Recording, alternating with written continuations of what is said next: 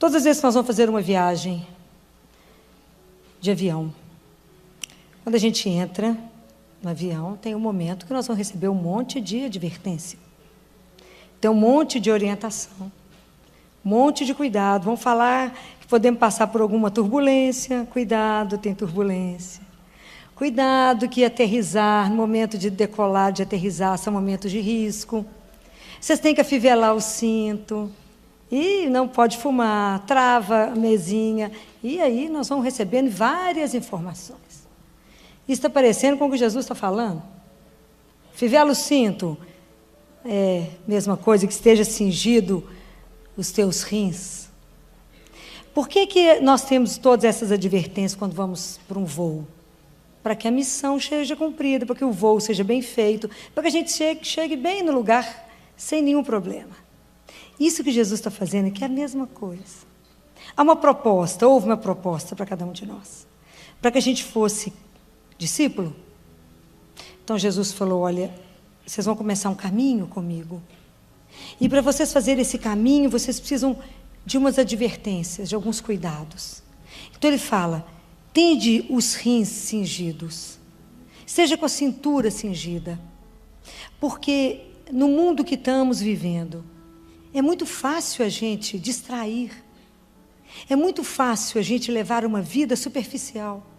A gente vai levando uma rotina, vai ficando tão massificado, e a gente vai repetindo as coisas de uma certa forma, que chega no momento que a gente já está num estágio que já está bom só levantar e dar continuidade. A gente segue uma rotina, a gente já não tem mais alegria, a gente já não tem mais um dinamismo, a gente já não tem mais uma paixão pela vida. A gente vai levando. Como é que você está? Estou levando. Né? É uma religião morta. Nós vamos levando como qualquer um leva. Assim, sem paixão pelo que vive. Então fica aquela vida absolutamente superficial. Então Jesus falou, cuidado. Cuidado para que vocês não fiquem assim. Porque vocês têm que aprender que existe uma coisa que chama-se prontidão. E o quanto é difícil falar de prontidão para uma geração, que o pão é cozido em minutos, que tudo que você quer, você bate o dedo e tem na hora. Tudo é imediato, tudo é muito rápido o que você quer. E fala assim, Filó, mas para as verdades eternas não tem um atalho? Não tem um jeito mais fácil de chegar até Deus? Não tem um jeito mais fácil de a gente viver uma religião diferente?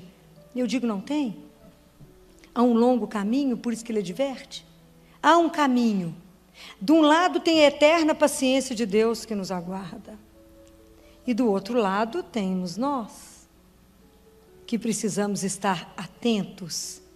Então, eu tenho que entender que esse processo de caminhada com Deus passa pelo processo que eu me conheço.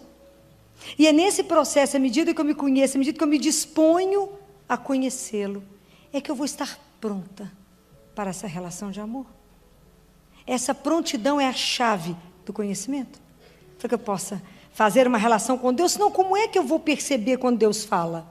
Se eu não tenho uma disciplina de nada. Como é que eu demonstro para Deus que eu tenho uma fidelidade, se eu não consigo rezar todos os dias do mesmo horário? Se eu não consigo cumprir nem o que eu peço? Falo com Ele que farei. Então, como é que nós vamos descobrir que a palavra de Deus é para mim, se eu não estou mergulhado antes na palavra? Então ele fala, cuidado, porque vocês vão ter momentos difíceis. Cuidado, porque é fácil demais a gente entrar na massa e seguir a massa. É só seguir o que está na moda. Todo mundo se molda, segue o que está na moda e vai todo mundo igual. E a gente já não percebe a superficialidade que está na nossa vida. Não podemos viver a nossa religião porque ela foi uma herança dos antepassados? Não posso. Não posso viver porque isso foi a religião do meu avô, da minha avó? Não posso. É diferente. Nós temos que viver a religião, a fé em Jesus, a presença de Jesus como uma paixão. Senão, não gera nenhuma mudança em mim, na minha vida, aquela coisa morta. Quantas pessoas vocês conheceram que tinham grandes ideais, grandes desejos, grandes objetivos, já está morto, não fala nem no assunto. Porque a vida vai deixando isso apagado se eu não estou atenta, que eu tenho que estar sempre de prontidão para receber o meu Senhor. Não sei que hora Ele virá, ou não sei que hora Ele me chamará. Então eu tenho que viver uma relação com Deus vivo, É isso que nós temos que acordar. Esteja esperto, esteja com tudo amarrado na cintura, porque isso te dá mais agilidade para trabalhar. Esteja ligada no Deus, com aquele, tenha consciência de que aquele que você crê, você não crê em coisas? Você crê no Filho de Deus que se encarnou, que veio por amor, que veio nos trazer a brilhante notícia que somos filhos do Altíssimo. Então ele fala, cuidado, para que senão vocês vão dormir. Desperta, é tão fácil dormir, é só querer ficar no seu cantinho, não ser incomodado, nada mudar. Então, mas é tão bom dormir. Por que eu vou me incomodar com essa bobagem? Vamos dormir. É mais fácil. Então desperta, mas quem desperta? Só quem está dormindo. Então eu preciso manter a minha lâmpada acesa. Manter a lâmpada acesa é manter a nossa fé viva. Não é aquela fé mais ou menos, gente. É fé.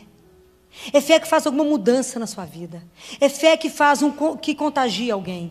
É fé que te transforma. É fé numa certeza de uma presença viva, que você anda numa companhia. É fé. É de verdade, é saber que a sua vida, que essa vida que Ele nos propôs aqui, é só o primeiro estágio de uma vida que é eterna. E se eu não vou conseguir caminhar numa fé, se eu não tenho a dimensão de uma eternidade? Então eu vou viver mais ou menos, tudo mais ou menos, mas não é aquela fé de uma alegria, de uma certeza, de viver cada dia com o Senhor, na aventura de estar na presença do Senhor. Uma vez um discípulo perguntou para um sábio, o que eu posso fazer para ser uma pessoa iluminada? Ele falou, o mesmo que você pode fazer para o sol levantar.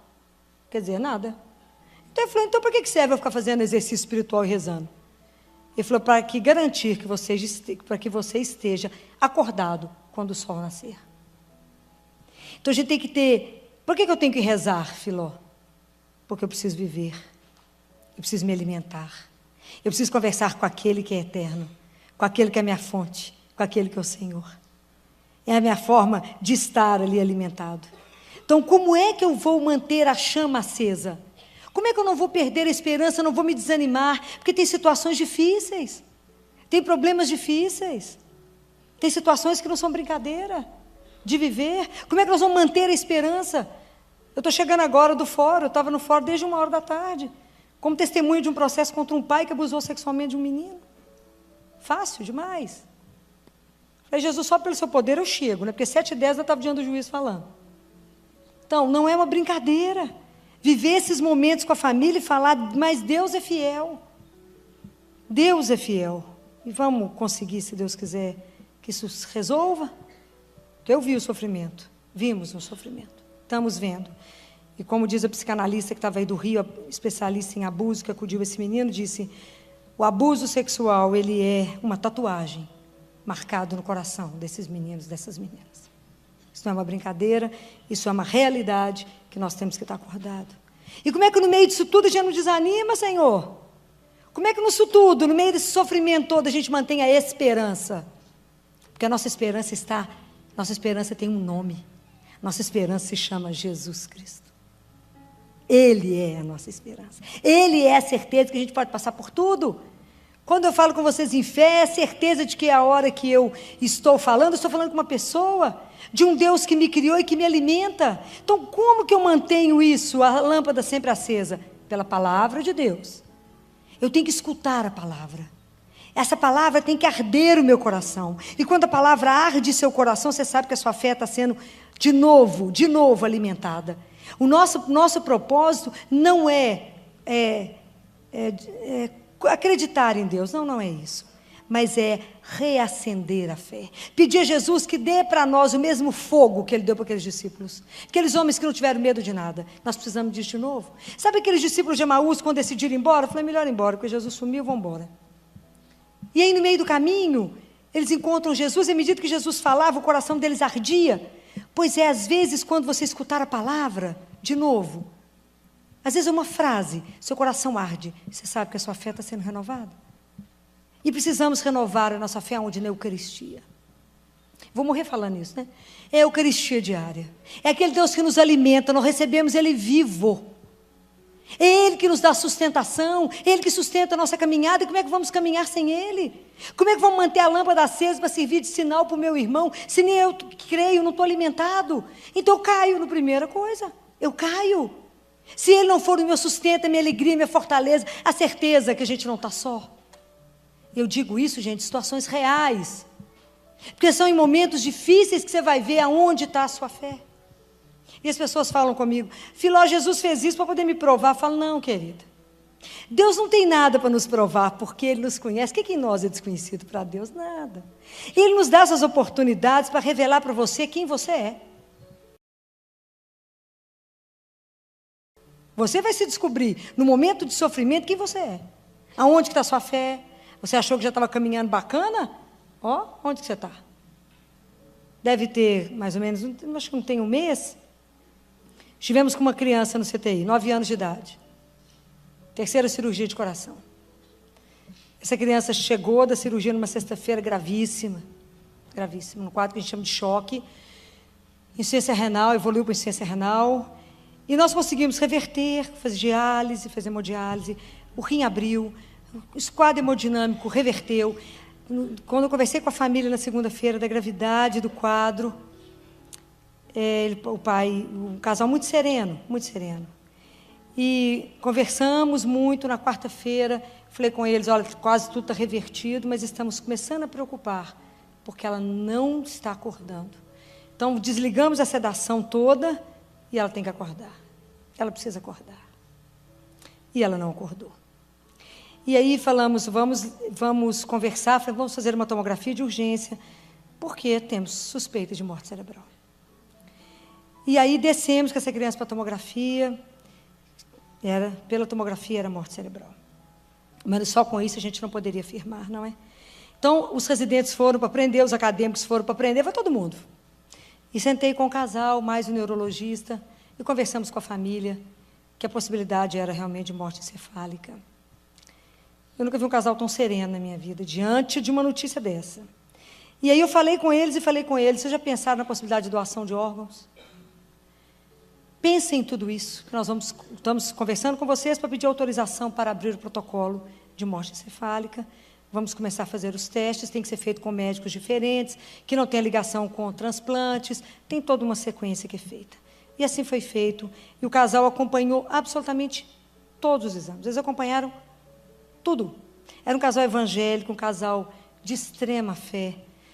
E aí eles foram acompanhando, e antes do último exame, a gente fazia 2 de tudo. 2 testes que tinha que fazer, fizemos 2 vezes eletrocefalograma, fizemos 2 vezes com máquinas diferentes, com pessoas diferentes, o teste de fluxo cerebral, porque aí era fechar o diagnóstico, né?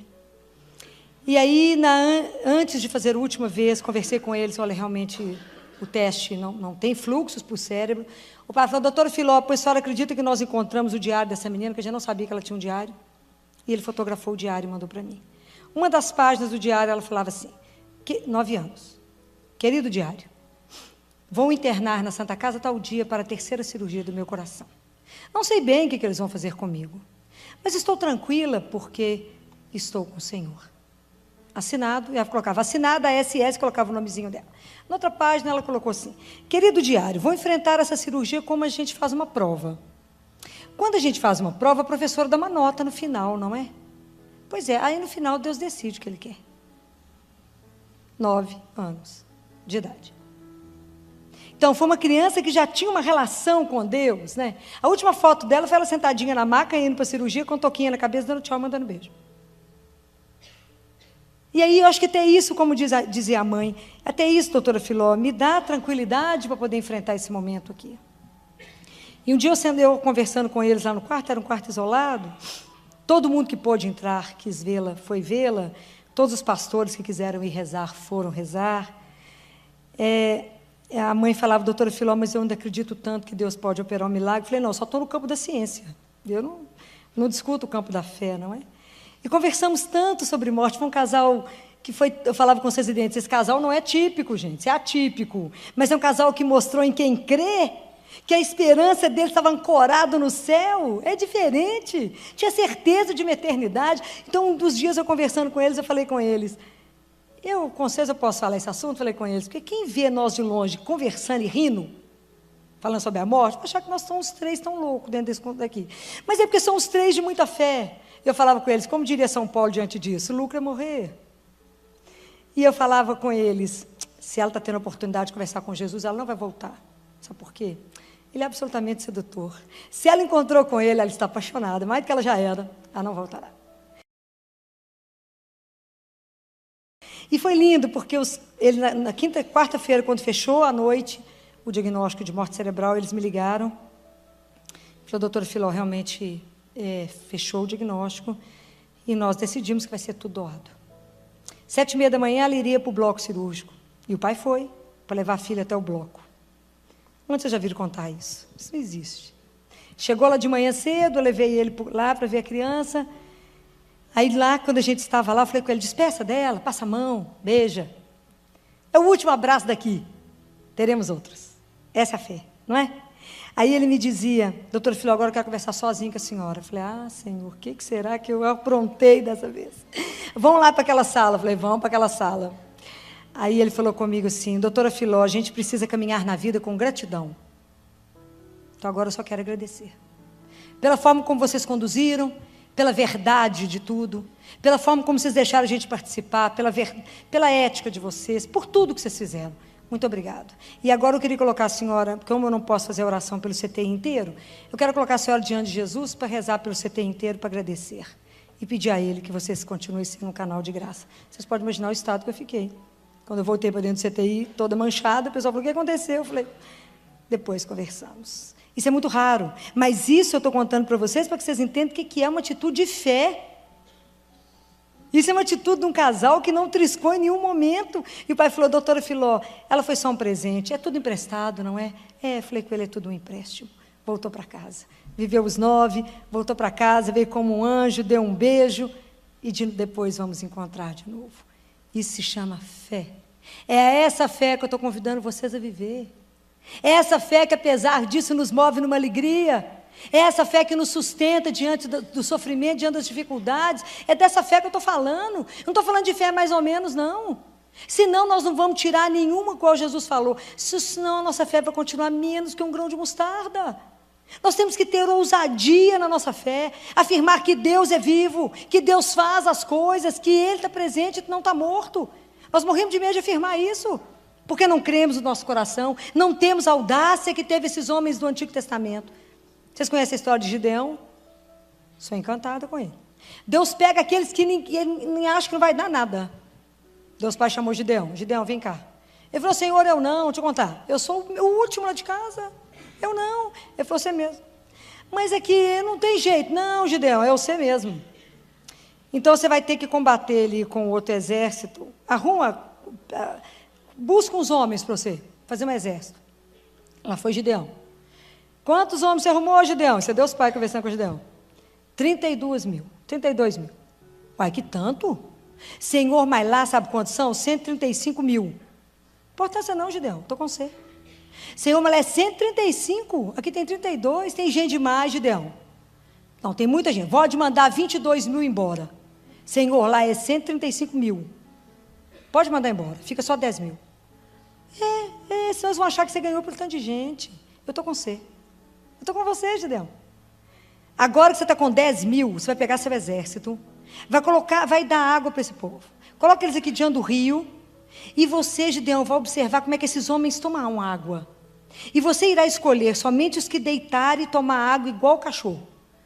Senhor, mas isso não tem lógica, porque o povo agacha, Senhor, e pega a água assim e toma. Eu não quero a lógica, Gideão. Aí você vai escolher quantos vão sobrar. Coitado do Gideão, isso é que é passar aperto na vida. O que aconteceu? Sobraram 300. Senhor, lá são 135 mil. Pode ser não, Gideão. Eu estou com você. Então agora vai lá ver o ambiente. Eles vão me matar. Gideão, eu estou com você, Gideão. Então você está com medo, leva um amigo. Claro que Gideão levou um amigo, lógico. Lá foi Gideão. Olhou o ambiente, voltou para o Senhor. O Senhor falou, Gideão, agora 300. Agora nós vamos fazer 3 grupos de 100. Senhor, lá é 135 mil. Pode ser não, Gideão. Estou com você. Faz 3, vocês vão ficar do jeito que eu vou mandar. Um grupo aqui, outro grupo ali, outro grupo ali. Tinha uma espada, a de Gideão, só uma espada. E tinha as trombetas. E um cantil. Então, quando eu avisar, Gideão, vocês vão tocar ao mesmo tempo a trombeta.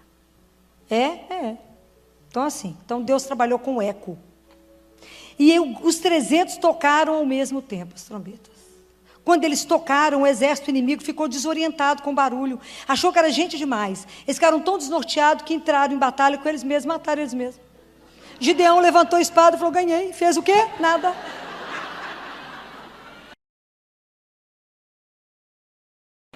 É essa fé que eu estou falando com vocês, gente. Preocupa não que eu estou com você. Preocupa não. Mas, Senhor, eu estou com você, qual é o problema? É essa fé. Morro de vergonha deles. Morro de vergonha. Tem muito assunto lá no céu. Imagina, encontrar com o Gideão, falar, me conta aquela história. De verdadeinha, assim, como é que foi aquilo? Como é que eu vou manter minha lâmpada acesa para falar com o outro? Coragem. Esse Deus é vivo. Esse Deus é real e Ele está conosco todos os dias. Ele não falou que tem dia santo, feriado. Ele não falou que vai porque é ano bissexto. Não. Ele falou isso 366 vezes. Não tenhais medo. Eu estou com você. E por que nós ficamos titubeando? Tem uma fé que dá um passo para frente, um para trás, um para frente. Não vamos, não caminhamos. Por causa de medo. Não alimentamos a nossa fé. Temos que nos alimentar. Temos que alimentar esse fogo em nós. Temos que ser igual aqueles primeiros cristãos. Temos sim que estar diante de Deus. Filó, mas eu rezo tanto que adiante Deus não me atende. Será que você tem noção? Porque você acha que alguma coisa passa despercebido? Você acha que Deus, quando vai fazer alguma coisa para alguém, um Deus que já não consegue explicar a dimensão desse Deus imenso, desse mistério que é a nossa vida, será que você entende o que significa quando você pede alguma coisa para alguém, a dimensão que é a vida, se Ele não vai fazer para frente? Será? Que a gente precisamos sim de uma coisa para caminhar com o Senhor, confiança. Essa é a proposta de Jesus. Nós temos que confiar incondicionalmente que temos um Pai. Incondicionalmente que Ele cuida de nós. Que os fios de cabelo da nossa cabeça estão todos contados. Todos. Que não tem ninguém que nos ama mais do que Ele. Que se preocupa conosco, que olha por nós. Então estejam atentos que eu posso chegar a qualquer hora. Eu posso vir ou eu posso te chamar. Para voltar para casa. Será que nós estamos prontos? Estamos caminhando com prontidão? Estamos atentos às coisas do nosso Pai? E temos uma fé que faz com que o meu irmão se levante, tenha coragem de caminhar, apesar das dificuldades, apesar da dor, apesar da tristeza. A gente chora e anda, mas anda, não é assim? Mas com a certeza que Ele está junto, que eu não caminho sozinho, mesmo que a luta seja grande. Filó, mas a dificuldade é imensa, mas Deus é muito maior que isso. Conta para Ele. Conta com liberdade, não minta, não esconda, não negue. Fale. Mas fale com verdade. Fala aquilo que você deseja. Conta para Ele como se Ele não soubesse, porque Ele já sabe de tudo. Mas conta. Fala. Divide. Tenha certeza que Ele está com você. Faça a sua parte. Porque Deus não deixa de fazer a dele. Mas Deus não vai fazer aquilo que nos compete fazer. Não fará. Mas Deus faz aquilo que a gente não pode fazer. Quarta-feira passada, tivemos uma morte súbita lá no CTI, que ninguém estava esperando, e o grupo era novo, de residente, houve um descontrole geral. Descontrole geral mesmo, a coisa não foi fácil. Até eu não sabia quem que eu acalmava, se é a família ou se os médicos. Residentes muito novos, tinha residente que nunca tinha perdido nada, nem que eu tinha visto uma morte. E aí acalmar todo mundo, eu não sabia se eu batizava meninos, eu acalmava a mãe que desmaiava, ou os residentes que choravam. E fomos conversar longamente sobre isso, eu falei... A gente precisa estar preparado na vida, para viver a vida com a beleza que ela nos traz, não para explicar o mistério. Eu falei, não estou aqui para explicar mistério de vida e morte. Estamos aqui para acolher, mas para viver na fé. Para ter a certeza que a morte não teve a última palavra, porque eu fiquei cantando com a criança. Falei, Anjo, volta para casa cantando. E ela chorava, acho que por tudo, né? Ver batizando, e realmente a criança não era batizada. Mas a gente vai vendo quando a criança vai ficando agônica, que falta o batismo. Batizei, cantei, voltou para casa. Falei, está brincando de roda? Tá, subir nas árvores, fazendo tudo que não podia fazer aqui. Então, essa fé que nos sustenta, para depois acalmar todo mundo, acalmar uma mãe, acalmar todo mundo. Falar, agora vai todo mundo maquiar, que está todo mundo mal acabado, vai maquiar, pôr uma cor na cara, porque nós temos muito trabalho, tem muito serviço na CTI. Já acalmei vocês, agora nós vamos discutindo morte durante a semana, até que vocês acalmem e entendam que o sofrimento bate na porta de todo mundo. E rezar ninguém vem no mundo com carimbo de que é isento. Todos nós passamos por dificuldades. O que é diferente? A forma como se enfrenta ela. É a certeza que mesmo na dificuldade, Deus caminha conosco. Depois que Jesus foi levado para fora da cidade, pode acontecer tudo conosco. Mas eu sei que Ele está junto. Não tem preço saber que Ele está junto. Não tem preço. Quando eu estou muito cansado, olho para o lado e falo, ai que delícia, você está aqui. Isso não tem preço. Essa certeza que o olhar dEle nos acompanha, que Ele nos consola, que Ele dá força, fala, coragem, eu estou aqui, eu te sustento. Essa fé, é isso que Jesus falou. Porque vocês vão ter muitas dificuldades. Para que ao final da missão seja bacana. Vocês decolaram para aterrissar no Pai. Vai ter momentos de turbulência. Não perturbe o vosso coração. Creia em Deus. Tenha certeza que Ele cuide de vocês. Tenha certeza que vocês têm um Pai. Que vocês não estão desamparados nesse mundo. Que vocês não estão soltos nesse mundo. Ou que Deus está surdo ou cego e não está vendo. Falei com os residentes. A nossa missão é fazer o melhor. Fazer sempre o melhor. Fazer tudo que a ciência tem. Mas tem coisas que não competem a nós. E deixem fazer. E aprenda com o mistério.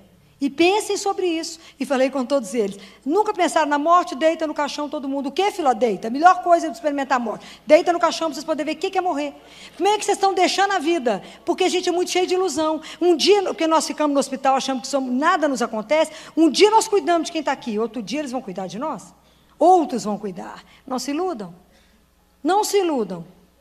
Acordem. E vivam bem, vivam com a alegria que Ele nos deu. Isso que é a fé, que nos capacita para levantar cada dia na alegria de viver na presença de um Deus. Não sei o que Ele tem para mim hoje, não. A gente diz, fala, mas Ele sabe. Hoje eu falei com ele, o Senhor que é dono de todas as coisas, claro que o Senhor é dono das minhas 24 horas, então eu sou coordeno que eu tenho que estar na igreja 8h30. 7h10 eu estava diante do juiz, eu olhava, falava, mas vai dar tempo? Claro que vai dar tempo, cheguei. Porque Ele é o Senhor, guardem isso, Ele é Deus, e não há ninguém como Ele, creiam incondicionalmente, vamos pedir a Jesus, Jesus, nos dê a paixão que você tinha pelo seu Pai, e nos dê a compaixão que você tinha pelos que sofrem, não dê as costas para os irmãos, nem trate a sua religião com indiferença, não trate a sua fé como uma coisa mais ou menos, nem carregue Jesus como uma tralha que faz parte da sua vida. Jesus tem que ser o centro. Ele tem que ser a coisa mais importante que você tem na vida. Como Ele tem que ser o centro dessa comunidade. Tem que ser Ele. Enquanto Ele não for o nosso centro, a gente não é, fica aquele povo mais ou menos. O povo de Deus tem que ser vibrante, alegre, animado. Tem dificuldade, nós damos um jeito nisso. Vamos contar para Jesus, Ele vai dar um jeito nisso. E vamos levando. Mas na alegria e na certeza que Ele só tem o melhor. O melhor para todos nós. É essa fé que tem que contagiar as pessoas, tem que ajudar as pessoas a caminhar. Só a gente encontra gente desanimada, tristinha, batida, procurando Pokémon. Quem procurar Pokémon vai procurar Jesus. Não é brincadeira.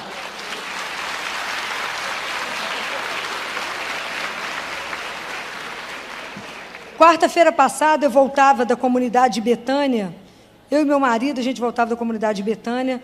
Eu fui lá na comunidade Paróquia de São Sebastião, e fui lá para falar sobre não falar mal dos outros, né? Esse era o tema que o padre pediu, o padre Hermínio. E quando nós voltamos, nós passamos na Praça da Liberdade, e falei, mas o que está acontecendo? Pois é um tanto de zumbi, um tanto de homem andando, olhando para o celular, não sabia do tal do Pokémon. Falei, gente, o que está acontecendo? Ele já era mais informado que eu, falou, está procurando Pokémon? Falei, procurando o quê? Esse povo tem que estar procurando é Jesus. Por isso que está tudo infeliz, essa doençada no mundo, esse povo triste, tomando remédio, e não tem alegria de viver, tem tudo, é um povo triste, tem tudo. Fala, meu filho, por que você está abatido, triste, não sei, sentindo vazio? Falei, falta Jesus na sua vida, falta Jesus, é que dá alegria, a gente não tem nada e morre de dar risada com a história. O que você tem? Nada, e eu nada, então está tudo bem, Jesus tem tudo, está tudo certo. É diferente, não aprendemos essas coisas, não temos a ousadia de viver na presença de um Deus vivo. Isso que eu quero que vocês aprendam a viver, que Ele não está morto. E o povo fica procurando coisa virtual, sendo que Ele é muito mais fácil de pegar. Não entendo. Eu realmente me foge a compreensão. Mas eu tenho que ter paciência e ter rezando. Então é isso que a gente precisa fazer, não é? Precisamos descobrir. Porque nós temos que ser uma setinha, mesmo que torta, uma luz para mostrar para o meu irmão que está batido, cansado. Falar, tem um outro caminho, tem uma outra história. Sabe quando Jesus fala assim, amem uns aos outros? Sabe o que é amar uns aos outros? É dar o melhor. O que é o melhor que a gente tem para dar uns para os outros? É Jesus. Qual que é a melhor coisa que eu tenho na minha vida para dar para vocês? Jesus. Essa paixão, essa certeza desse Deus apaixonante. Cada dia mais apaixonante. A certeza de que Ele caminha, que Ele está atento, que Ele vê, que Ele participa, que Ele dá... Eu falo que você dá palpite em tudo, né? Dá palpite mesmo, olha as coisas. É assim. Esse Deus que vibra com a nossa vida, que está junto, que ri com a gente, chora com a gente. É esse Deus vivo, que quer nos dar, sabe o quê? O melhor. Essa caminhada com um Pai, na certeza de um Pai que nos ama. Confiem. Sabe quando a gente era criança, que a gente chegava na beirada da piscina, dava um pulo, pulava assim, caía de uma vez na piscina? É isso que eu quero convidar vocês. Pula nos braços do Pai. Caiam de costas no colo de alguém que te ama. Caia. Mas assim, incondicionalmente fala, eu sei que eu tenho amparo. Eu sei que o Senhor toma conta de mim. Eu sei que o Senhor me guarde. Ele guarda. Não tenham dúvida disso. É para isso que Ele falou. Tende os rins cingidos. Tende as lâmpadas acesas. E pensem, aonde que vocês estão colocando a esperança de vocês. Pare e pensa. Aonde que vocês estão depositando a confiança de vocês? O nome de onde a gente deposita tudo isso tem que ser Jesus. E uma última coisa para falar para vocês. Tem muito tempo que a gente precisa lembrar que cada um de nós, quando foi feito por Deus Pai, Ele nos deu de presente um anjo da guarda. Eu brinquei outro dia com os anjos, que estão todos desempregados nessa crise atual, que não tem ninguém chamando por eles. Eu falei, eu vou empregar vocês todos outra vez. É preciso que a gente lembre de rezar pelos nossos anjos. É preciso de lembrar que quando um filho sai, reze pelo anjo dele. Quando seu filho vai viajar, peça a companhia dele. Lembra da história de Tobias? Quando o pai, que era Tobit, foi pedir, o filho foi para fazer uma viagem, ele fez uma oração e pediu a Deus que mandasse um amigo para conduzir o filho dele, para fazer companhia. E foi encaminhado para esse menino, que depois foi revelado no final, que era o anjo Rafael. Ele acompanhou Tobias e trouxe a cura para Tobit. Então, às vezes, nós estamos esquecendo de rezar pelo anjo da guarda dos filhos. E de quantos males isso pode ser evitado. Não se esqueçam que quem anunciou para Maria que ela seria mãe foi um anjo. Quem falou para José, José, pode confiar em Maria, foi um anjo. Quem falou para José, José, levanta e foge para o Egito, foi um anjo. Os anjos são reais, cuidam de nós. Rezem pelo seu anjo da guarda. Rezem pelo anjo da guarda dos seus meninos, dos filhos, dos maridos. Vamos pedir proteção, já que nos foi dado um único para cada um de nós, para que cuidasse do nosso caminho. Para que tire da nossa vida todo o mal. Que nos ajude mesmo. Vai nos lembrando, vai nos guardando, para chegar um dia todos juntos, na casa do Pai, onde tem uma alegria que nos aguarda.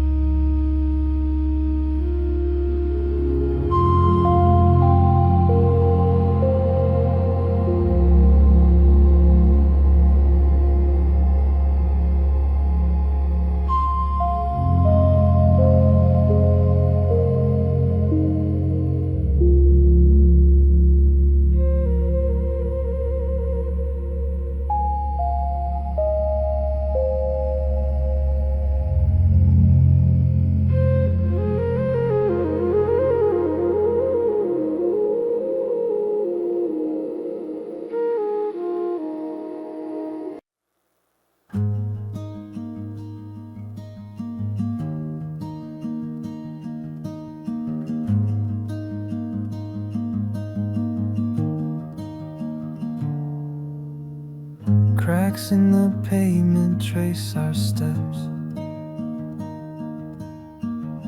Late night talks and quiet breaths.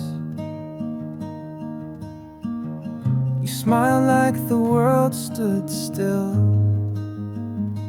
Now it's just time I can't refill. Sidewalk memories fading slow. Footprints where we used to go. Your laugh still lives in the air, but I reach and you're not there. Nothing loud, just quiet goodbyes in the spaces where we lie.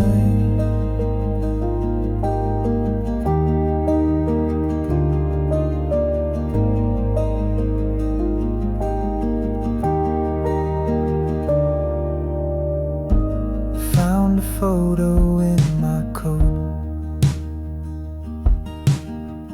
us in fall and what you wrote. Leaves were red, the sky was white. Now the trees feel cold outside. Sidewalk memories fading slow.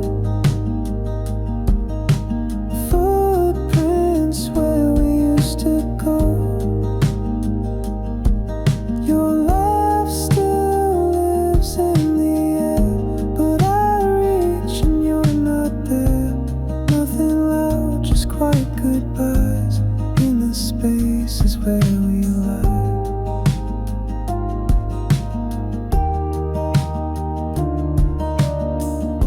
And I still walk those streets at night.